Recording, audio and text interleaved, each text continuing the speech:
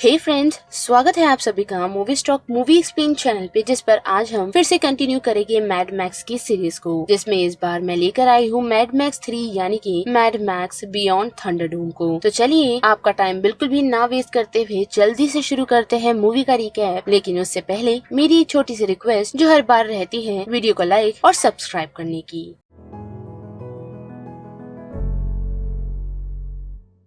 Film की शुरुआत फिर से हमें मैक्स से ही दिखाई जाती है, जो डेफिनेटली डेजर्ट में भटक रहा होता है। लेकिन इस बार उसके साथ कुछ अलग हुआ है, यानी कि जडाया नाम के एक बैंडिट ने अपने छोटी बेटी के साथ मिल उसे बेवकूफ बनाते हुए उसकी गाड़ी को चुरा लिया है, जिस वजह से मैक्स उन दोनों को फॉलो करते हुए एक जगह पहुंचा है, जिस जगह का नाम बार्टर टाउन है। और मोस्टली ये जगह ट्रेडिंग के लिए इस्तेमाल होती है, जिस वजह से मैक्स को वहाँ अलाउड नहीं किया जाता, क्योंकि उसके पास कुछ बेचने या खरीदने के लिए नहीं है। पर मैक्स हार मानने वाला नहीं, क्योंकि उसे उसकी व्हीकल वापस चाहिए, जिस वजह से वो अपनी टफनेस से उन्हें इम्प्रेस करता है। और हम देख पाते हैं कि उस टाउन की रूलर और फाउंडर आंटी एंटिटी उससे काफी इम्प्रेस हो जाती है, जिस वजह से वो उसे एक ऑफर देती है कि अगर उसके दिए हुए टास्क को उसने कंप्लीट कर लिया तो उसके बदले वो उसे वो चीज दे देगी जिसकी तलाश में वो यहाँ आया हुआ है। जिसके बाद आंटी मैक्स को एक्सप्लेन करती है कि किस तरह बार्टर टाउन में ये सारी एनर्जी आ रही है,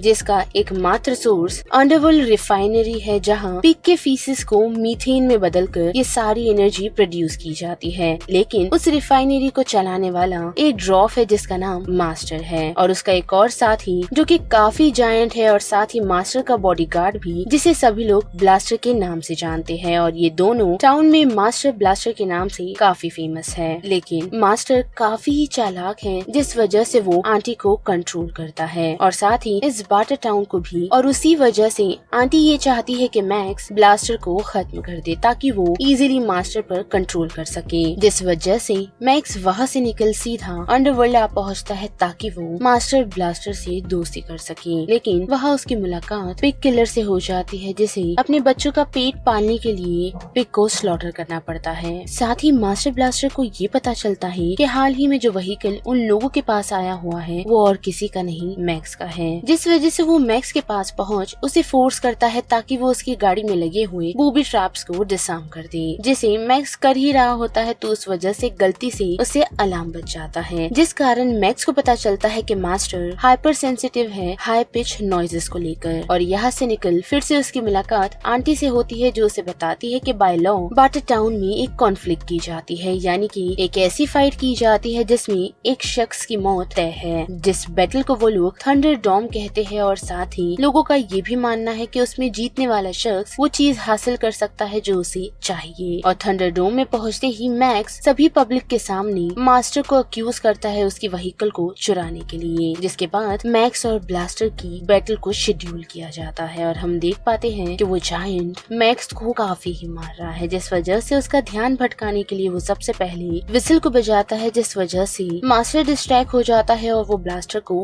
गाइड नहीं कर पाता। जिस मौके का फायदा उठाकर वो ब्लास्टर के हेलमेट को उसके सर से निकालने में कामयाब होता है, और फाइनली उस पर काबू करने में भी। और जैसे ही वो उसे मारने का डिसाइड करता है तो नोटिस कर पाता है कि ब्लास्टर इंटेलेक्चुअली डिसेबल है, जिस वजह से वो उसे मारता नहीं बल्कि सभी लोगों के सामने ये रिवील कर देता है कि आंटी ने ये सारी चीजें उसके दिमाग में भरी, ताकि वो ब्लास्टर को खत्म कर दे, जिस वजह से वो मास्टर पर कंट्रोल बना सके। पर अनफॉर्चुनेटली हम देख पाते हैं कि आंटी अपना काम करने में कामयाब होती है, यानी कि ब्लास्टर को मारने में वो कामयाब होती है। जिसके बाद वो रिफाइनरी को भी कंट्रोल कर लेती है, और साथ ही मास्टर को कैप्चर कर लेती है, ताकि वो उसकी मदद से रिफाइनरी को अच्छे से चला सके। और वही बात करें मैक्स की, तो जैसे कि उसने डील तोड़ दी थी, तो उस वजह से उसे एक हॉर्स से बांध दिया जाता है और वेस्टलैंड में ऐसे ही छोड़ दिया जाता है, जो उसकी पनिशमेंट है। लेकिन हम देख पाते हैं कि वो बेचारा घोड़ा थक चुका है, जिस वजह से वो बेहोश हो जाता है, और उस कारण मैक्स खुद को छुड़ाने में कामयाब होता है और फिर से चलना शुरू करता है। लेकिन अनफॉर्चुनेटली वो भी बेहोश हो जाता है। जिसके बाद सवाना नाम की एक वॉरियर गर्ल मैक्स को ढूंढ लेती है, और उसकी ऐसी हालत देख वो उसे अपने घर ले आती है। और हम देख पाते हैं कि वहाँ काफी सारे लोग रह रहे हैं, जिसे उन लोगों ने प्लेनेट अर्थ का नाम दिया है, जहाँ टीनेजर्स और काफी सारे बच्चे भी है। और ये सभी क्रैश बोइंग 747 के बचे हुए लोगों के बच्चे हैं। साथ ही वो लोग उसे ये भी बताते हैं कि कुछ लोग हेल्प के लिए बाहर गए तो थे लेकिन वो कभी लौट कर नहीं आए। लेकिन इतना ही नहीं बल्कि उन सभी का ये मानना है कि मैक्स कैप्टन वॉकर है जो यहाँ उनके प्लेन को फिक्स करने के लिए आया है और यहाँ से सीधा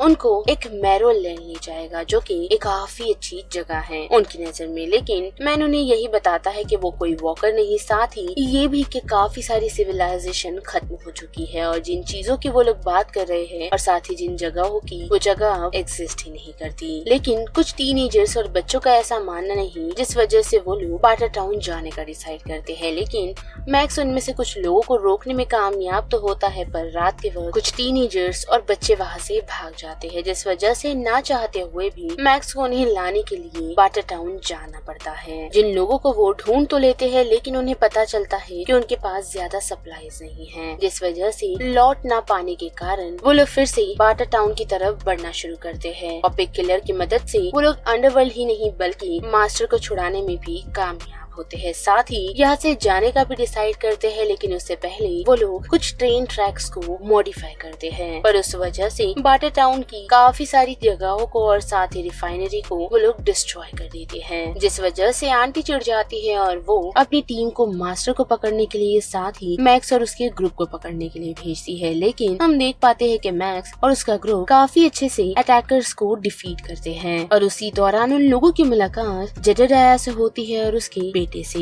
साथ ही मैक्स को ये पता चलता है कि उसे प्लेन राइड करने आता है यानी कि एरोप्लेन, तो वो ये डिसाइड करता है कि सवाना और उसके लोगों को वो जेडेडाया के साथ भेज देगा ताकि एरोप्लेन की मदद से वो लोग यहाँ से निकल सकें। लेकिन हम देख पाते हैं कि आंटी की आर्मी अभी भी उन लोगों के पीछे पड़ी हुई है और वो लोग रनवे के बीच में आ पहुँचे हैं। साथ ही मैक्स को उसका व्हीकल वापस मिल चुका है, वो भी एक छोटे बच्चे की मदद से जिसने आंटी के एक शख्स से उसकी कार को चुरा कर वापस ले आया है। लेकिन मैक्स उस कार की मदद से ओपनिंग को ओपन करने में कामयाब होता है ताकि वो प्लेन टेक ऑफ कर सके और ऐसे ही फिर से मैक्स अकेला रह जाता है और साथ ही उसे काफी चोटें आती है। लेकिन वही बात करें आंटी की तो वो मैक्स से काफी ही इम्प्रेस है जिस वजह से वो उसे छोड़ने का डिसाइड करती है और खुद बाटर टाउन रिबिल्ड करने का भी। अब वही बात करें जेडेडाया की तो हम देख पाते हैं कि उसने मास्टर पिग स्लॉटर और साथ ही सवाना और उसके लोगों को सीधा सिडनी ले जा पहुंचा है। साथ ही कुछ सालों बाद हम देख पाते हैं कि उन लोगों ने एक छोटी सी कम्युनिटी खुद की ही बना ली है जहाँ वो लोग काफी सारे नॉलेज को डिस्कवर कर रहे हैं कि किस तरह लोग प्री एपोकलिप्स के पहले रहा करते थे। लेकिन हर रात सवाना उन लोगों को एक स्टोरी सुनाती है जो उनकी ही जर्नी की थी जिस वजह से सभी लोग रात के वक्त लाइट्स को ऑन कर लेते हैं, वो भी मैक्स के रिस्पेक्ट में ताकि कोई और ट्रैवलर उन लाइट्स को फॉलो करता हुआ उनके वहाँ पनाह के लिए आ सके। अब वही बात करें फिर से मैक्स की तो हम देख पाते हैं कि वो फिर से